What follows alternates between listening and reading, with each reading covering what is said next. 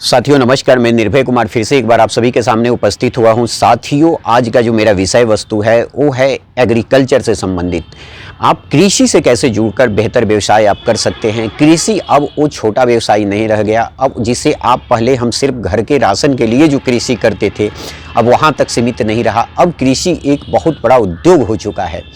साथियों, आज के समय में आपको बताना चाहूँगा कि इंग्लैंड, अमेरिका से, विभिन्न ऑस्ट्रेलिया से अच्छे डिग्रीधारी लोग जो बच्चे हैं, युवा हैं, यूथ जो हैं, वहाँ से अच्छे इंस्टीट्यूट से, टॉप मैनेजमेंट कॉलेज से एमबीए करने के बाद वो अब गांव की तरफ मूव कर रहे हैं। कोरोना प्रथम की दस्तक ने उन्हें कहीं ना कहीं सचेत कर दिया और दूसरी दस्तक ने उन्हें हिला दिया कि अब गांव की तरफ चलो।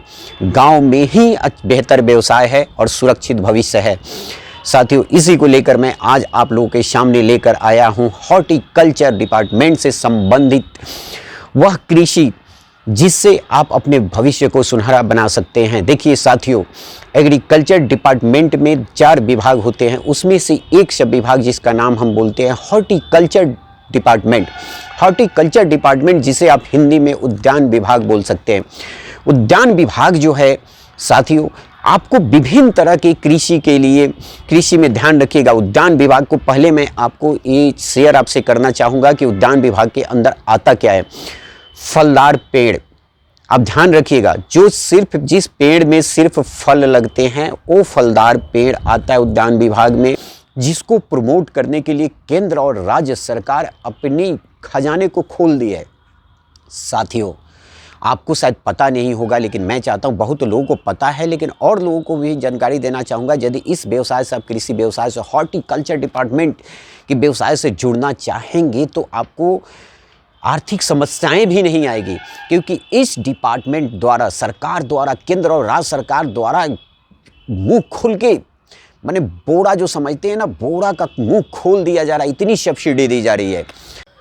साथियों, जो आज हम आपके सामने वही विषय लेकर आए हैं, जो विषय वस्तु है हॉर्टिकल्चर डिपार्टमेंट के साथ कैसे आप जुड़ेंगे और कृषि विभाग के अंतर्गत कार्यरत उद्यान विभाग के साथ जुड़कर आप अपने भविष्य को सुनहरा कैसे बना सकते हैं। देखिए साथियों, आज आपको हम बताने जा रहे हैं, जो विषय का नाम है, आप नोट कर लीजिए, बहुत ही आपके फ़ायदे का है ये। अगर आप इसको एक लैब ही नहीं, उद्योग समझ सकते हो, इसका नाम है क्या, tissue culture lab. Tissue culture lab की खेती करना है तो केला के जो पौधा है उसको कैसे, उसको तैयारी किया जाएगा, उस लैब में कैसे रिसर्च है, जो सब हम अगले आपको एपिसोड में बताएंगे। सिर्फ आज हम आपको व्यवसाय से संबंधित और उसके फ़ायदे से संबंधित हम आपको चर्चा करने आए हैं। बाकी जो उसके तकनीकी जो ज्ञान है हम अगले एपिसोड में आपको देंगे। आज आपको सिर्फ ये बताने आए हैं, यदि आपके पास लैंड अच्छा है, आपके पास माइंड मेकअप कर चुके हैं कि आप कृषि के क्षेत्र में बेहतर व्यवसाय कर सकते हैं, तो आप रुकिए नहीं, तैयारी आज ही कर लीजिए। चंपारण के युवा साथियों से मेरा आग्रह है कि आप सभी कमर कस लीजिए और चंपारण को सिर्फ चंपारण तक सीमित नहीं रखिए। चंपारण को सिर्फ चंपारण के क्या बोलते हैं, मीठ हांडी तक सीमित नहीं रखिए, बल्कि कृषि के क्षेत्र में भी अग्रणी बनाना है। तो इसलिए आइए एक छोटा सा हम आपको एग्जाम्पल, आपको शेड उद्योग है, उस उद्योग का नाम है आपको tissue culture lab. Tissue culture lab के लिए आप लोग को तैयारी करना है, जिसमें आपको 1 करोड़ तक का सब्सिडी मिल रहा है। यानी अगर अंदाज़तः आपको हम ये बता रहे हैं कि अगर 1 करोड़ रुपये का आप टिश्यू कल्चर लैब, ये ताइवान की एक विधि है, अगर इसकी आप स्थापना करते हैं तो 50 लाख रुपया आपको इस पे सब्सिडी मिलेगा। यानी समझ रहे हैं, 50 लाख की छूट है। और इस 50 लाख की छूट आप समझते कैसे इसका फ़ायदा उठा सकते हैं, क्योंकि आपको इस व्यवसाय से जब जुड़ेंगे तभी इसका फ़ायदा आप उठा सकते हैं।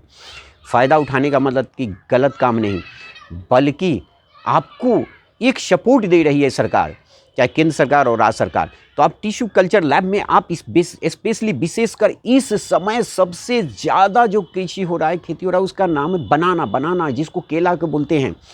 टिश्यू कल्चर लैब में अपने केला के G9 टाइप के ऐसे जो वेराइटीज़ हैं, इनको डेवलप करिए टिश्यू कल्चर लैब में।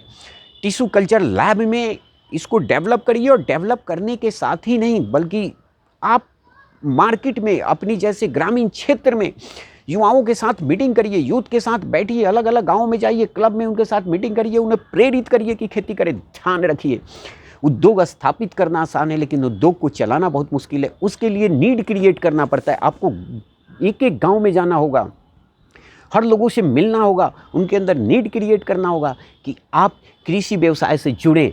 जब तक उनको देखिए, नंबर 1 आपको देखिए, उद्योग आपका तभी सफल हो पाएगा, या तो 2 चीज़ है, उद्योग लगाए, सब्सिडी 50% मिला, बैठ गए, ये काम नहीं करना है।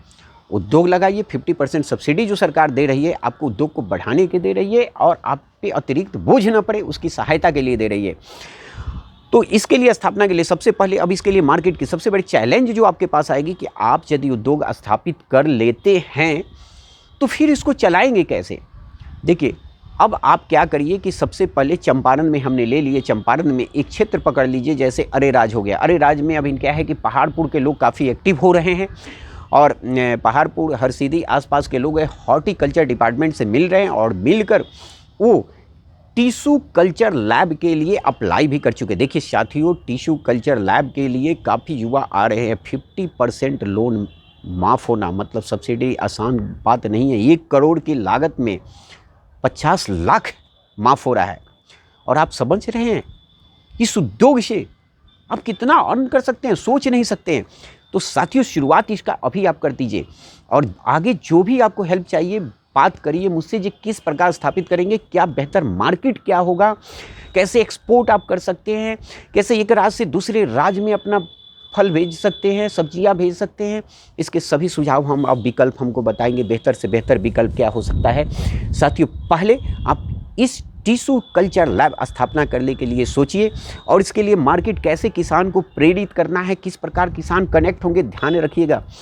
किसान को इसी में एक छोटा सा एग्जाम्पल दे रहा हूँ कि अगर यदि आप किसानी करना चाहते हैं और चाहते हैं एग्रीकल्चर विभाग से जुड़कर आप बेहतर अपने किसान को, खेती को एक बड़े व्यवसाय के रूप में स्थापित करना, तो सिर्फ यदि केला का व्यवसाय करते हैं, अगर पपीता का व्यवसाय करते हैं, पपीता पे 75% की सब्सिडी है, यानी पपीता के जो भी आप पौधा सरकारी, ध्यान रखिएगा सब्सिडी इस सब चीज़ पे आसानी से तभी आपको मिल पाएगा जब सरकारी विभाग सरकार के द्वारा निर्धारित उनके सेंटर से सरकार द्वारा जो इसके पौधे जो तैयार किए जाते हैं, अगर वो खरीदारी आप करते हैं तो पपीता पर 75% सब्सिडी है। यानी हम अभी बाकी बहुत कुछ है जो आपसे डिस्कस करेंगे, अभी एक समरी डिस्कस कर रहे हैं ताकि आपके दिमाग में बैठ जाए। यदि मानिए कि आपने 50,000 के पौधा खरीदा तो उसका 75% पपीता के पौधे का आपको सब्सिडी मिल जाएगा। तो यानी मतलब क्या, आपका इन्वेस्टमेंट क्या हुआ आप सोचिए। इसके बाद विभिन्न चीज़ों पर क्या क्या सब्सिडी है हम सब अगले एपिसोड में लेकर आएंगे। पहले हम सिर्फ इसलिए विकल्प में छोटे छोटे पॉइंट इसलिए बता रहे हैं ताकि आप देखिए आपको बेनिफिट क्या है एग्रीकल्चर डिपार्टमेंट में, उद्यान विभाग में। और हमारे चंपारण के जो उद्यान विभाग के बहुत ही तेज़ तर्रार और लोगों के साथ मिलकर कार्य करने वाले एक अच्छे सहायक निदेशक हैं जिनसे आप जाकर मिल सकते हैं, वो आपको पूरा हेल्प करेंगे। तो हम चाहते हैं, मेरा यही आप लोगों से निवेदन है कि सबसे पहले टिश्यू कल्चर लैब की तैयारी कर लीजिए।